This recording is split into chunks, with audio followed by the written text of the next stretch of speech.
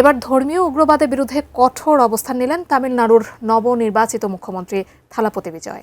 এর মাধ্যমে দক্ষিণের রাজনীতিতে নতুন ইতিহাস করলেন তিনি। কিন্তু কি সিদ্ধান্ত নিলেন বিজয়, বিস্তারিত জানাচ্ছেন ত্রিবেণী তনু। অভিনয়ের আঙিনা ছেড়ে রাজনীতির ময়দান, দুই জায়গাতেই তিনি এখন আলোচনার তুঙ্গে।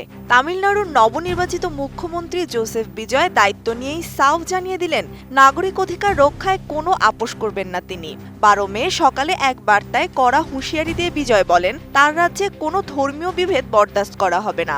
তিনি আরও বলেন, অপরাধী যে ধর্মেরই হোক না কেন, কাউকে বিন্দুমাত্র ছাড় দেওয়া হবে না।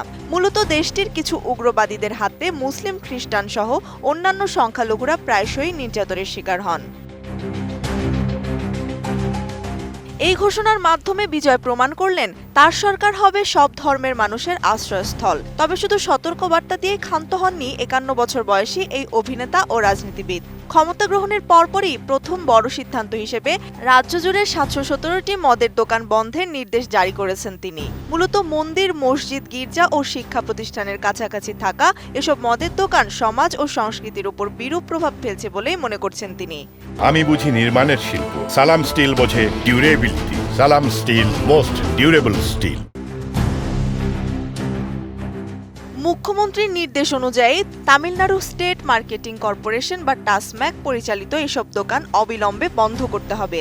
বিজয়ের নতুন নীতিমালায় বলা হয়েছে, কোনো ধর্মীয় স্থান বা স্কুল কলেজের 50 মিটারের মধ্যে মদের দোকান রাখা যাবে না। সরকারি হিসেব মতে বন্ধ হতে যাওয়া দোকানগুলোর মধ্যে 276টি ধর্মীয় উপাসনালয়ের কাছে এবং 186টি শিক্ষা প্রতিষ্ঠানের একদম সন্নিকটে অবস্থিত। তার এই সাহসী পদক্ষেপকে স্বাগত জানিয়েছে রাজ্যের সাধারণ মানুষ ও সামাজিক সংগঠনগুলো। ডিএমকে এবং এআইএডিএমকের দীর্ঘদিনের দ্বিমুখী আধিপত্য ভেঙে এবারের নির্বাচনে ঐতিহাসিক জয় পায় বিজয়ের দল তামিলনাড়ু ভেট্টিকাজাগাম বা টিভিকে। কংগ্রেস, বামপন্থী দলসমূহ এবং মুসলিম লীগের সমর্থন নিয়ে গঠিত এই জোট সরকার এখন সামাজিক সংস্কারের বেশি গুরুত্ব দিচ্ছে। জনকল্যাণে বিনামূল্যে 200 ইউনিট বিদ্যুৎ প্রদান এবং নারীদের নিরাপত্তার জন্য বিশেষ বাহিনী গঠনের মতো জনপ্রিয় প্রকল্পগুলোর অনুমোদনও দিয়েছেন তিনি। তবে বিশাল সংখ্যক মদের দোকান বন্ধের ফলে রাজ্য সরকারের আয়ে টান পড়ার শঙ্কা করছেন অনেক বিশ্লেষক। তাদের মতে, সরকারি তহবিলে প্রভাব পড়লে থালাপতি বিজয়ের উন্নয়নমূলক প্রকল্পগুলো বাধাগ্রস্ত হতে পারে। যদিও ডিএমকে আমলের অর্থনৈতিক শ্বেতপত্র প্রকাশের ঘোষণা দিয়ে বিজয় বুঝিয়ে দিয়েছেন, স্বচ্ছতা নিশ্চিত করেই তিনি রাজ্য পরিচালনা করতে চান।